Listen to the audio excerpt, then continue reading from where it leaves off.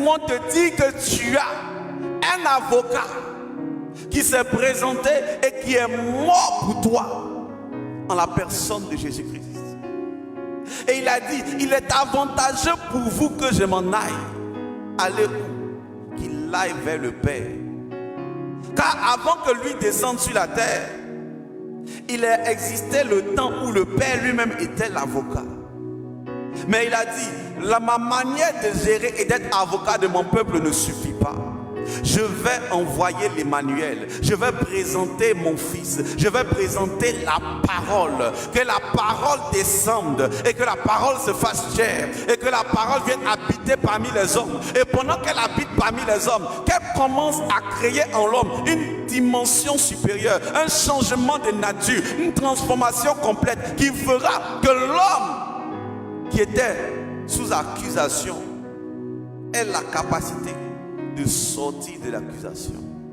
Alors, le Fils est descendu pour habiter parmi nous. Le Fils est descendu pour être l'avocat des sans-voix, l'avocat de ceux qui étaient opprimés, l'avocat de ceux qui étaient captifs, pour libérer les captifs et les relâcher.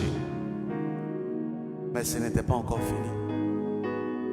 Il fallait qu'il meure. Et par sa mort, qu'il aille, qu'il monte pour aller vers le Père.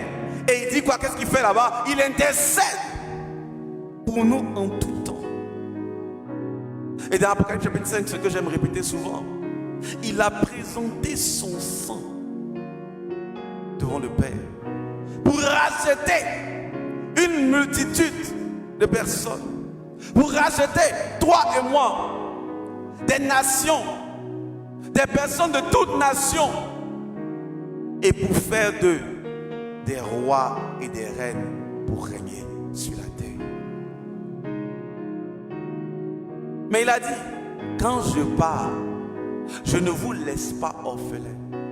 Je vous laisse encore un autre avocat, un autre paraclet, un autre avocat, un autre paraclet.